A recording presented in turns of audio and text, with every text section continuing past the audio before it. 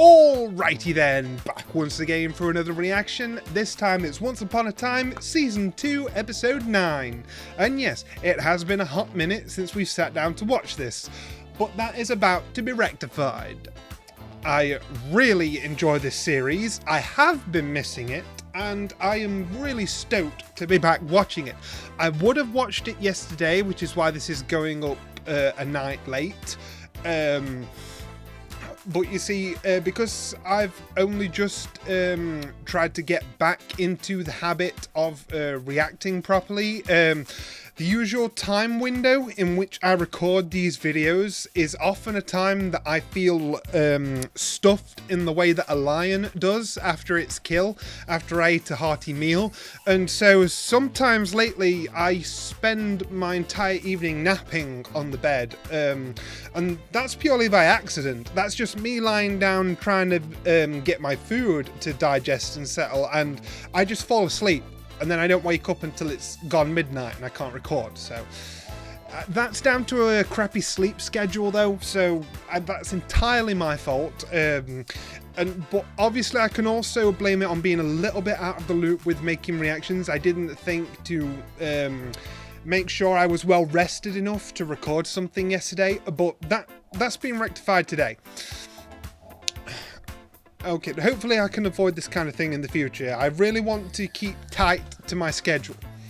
So yeah, this is Once Upon a Time, Season 2, Episode 9. Now, I'm a little bit fuzzy on certain details, but I know that these are very good in including a last time to give people who are watching this weekly on the TV context for what they're about to watch. So I'm just going to treat it like that. Whatever context the intro for the episode gives me, I'm sure will be enough. So yeah.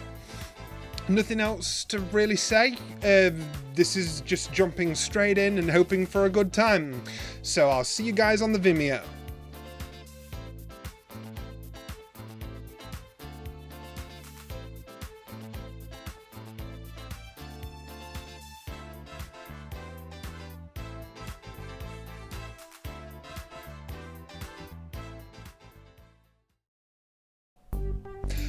Well, that was certainly a humdinger to come back to, wasn't it? We are on the dramatic turning point of the conclusion of the separation arc, which is what I'm going to call it. The separation arc was concluded with Emma and Mary Margaret finally coming back home, and I'm really glad that Mulan and Aurora got their own little thing to be going on with from that point onward, and it wasn't just we're just going to leave their situation to the imagination. I do like that this show treats its characters with enough respect that it says, okay, this in their own agency is what they decide they are going to do next, and they are now gone off to do that, rather than we are left to assume where the hell could these characters be and they show up at some point later. That is so much better the way to do it. I love that they did that.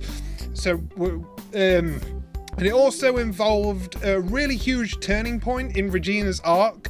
Obviously, she's been wanting to do the right thing for pretty much the whole season now, but what I really loved about this was that this forced her to make a very, very big choice, to believe in Henry, and that was such a great way of putting the next stage of her redemption arc. And I gotta say, the slow burn they're putting on this, but at the same time, it doesn't feel like they're dragging their heels. It feels as realistic as they could portray it. I think it's wonderful that they're doing it like this. Everything about Regina's arc feels so earned, and it's being treated as baby steps. They are not sugarcoating her past as the evil queen, nor should they. I really like how Regina, through taking accountability and trying to change her behaviour for the better, has to go through a long, enduring process of earning love. That is beautiful to me, because it makes it so much more rewarding the longer she sticks with this and the further steps she's able to take in getting some of that love back, especially from Henry. I really, really appreciate it. And like I say, the separation arc has come to a close, and this was pretty much the turning point heading into what I assume is going to lead into the season finale down the line. The events that are going to chain from Korra and Hook arriving. I think we're maybe going to deal with some Hook stuff first and save Korra for the big finale with Hook on Emma's side. I think that's where we're going with this. But wow. Like, it's a really cool shot of them approaching, just like they're in Pirates of the Caribbean. Like, there it is. Let's get our plunder on. Really sweet to see the reunion between Mary and David. I love how they're just smooching on each other, and everyone's like, they've got a whole audience. That's just typical.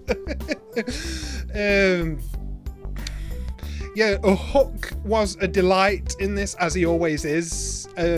So many quips, so many suave, sexy sort of things about him. Like, yeah, I can recognize it. And Gold wasn't too active in this episode, but the few scenes that he did get, he acted exactly as I expected him to, which is always awesome. As I said, one of my all-time favorite characters. I really enjoyed that he didn't take any of this to heart. Like, yeah, Regina went against the promise that they made, that oh, we're going to do this to stop Korra, like, it's definitely her that's going to come through.